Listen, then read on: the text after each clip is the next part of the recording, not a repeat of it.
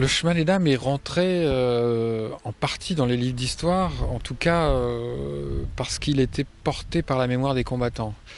C'est vrai que les anciens combattants n'ont jamais oublié le chemin des dames, ils venaient en pèlerinage, il y a beaucoup de petits monuments régimentaires, mais il est vrai aussi qu'il n'y a jamais eu au niveau de l'État de grands mémorials, en tout cas pas comme à Verdun.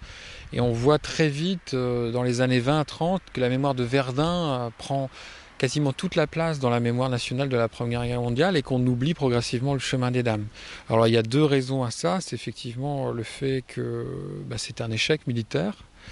Et pour le haut commandement français, le fait de remplacer le chef de l'état-major, et en tout cas le chef des armées françaises Nivelle le 15 mai 1917, passe très très mal.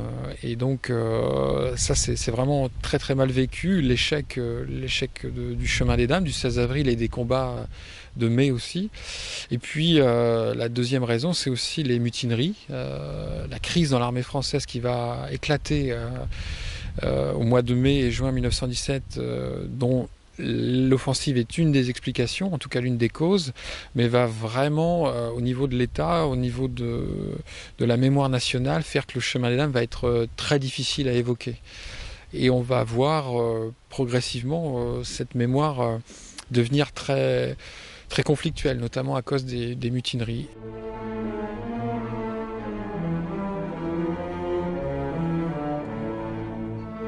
Ça va se réveiller un petit peu dans les années 60, au 50e anniversaire, parce que là on aura des ouvrages, notamment l'une des premières thèses sur les mutineries de l'historien Pedroncini qui va sortir, et puis les commémorations du cinquantenaire, où on va commencer à reparler du chemin des dames. Mais c'est véritablement dans les années 90, et notamment avec l'œuvre de Reinkern, le discours de Lionel Jospin, que le chemin des dames va ressortir au grand jour dans la mémoire nationale. Mais ça sera toujours aussi conflictuel à cause des mutineries et de l'association avec les fusillés, pour l'exemple. Certains de ces soldats, épuisés par des attaques condamnées à l'avance, refusèrent d'être sacrifiés.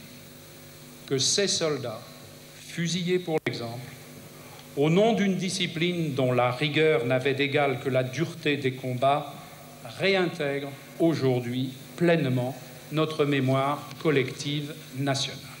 Lionel Jospin, Premier ministre, est venu le 5 novembre 1998 ici à Craonne, et le discours qu'il a donné était très fort, mais jamais un président en exercice. Donc la venue du président François Hollande le 16 avril 2017, c'est une grande première, c'est un grand geste de reconnaissance aussi pour la mémoire du chemin des dames, pour les combattants qui sont morts ici, et pour ce que le chemin des dames signifie dans la mémoire nationale. Donc c'est un grand temps fort pour le chemin des dames, pour l'Aisne, et puis pour la France aussi.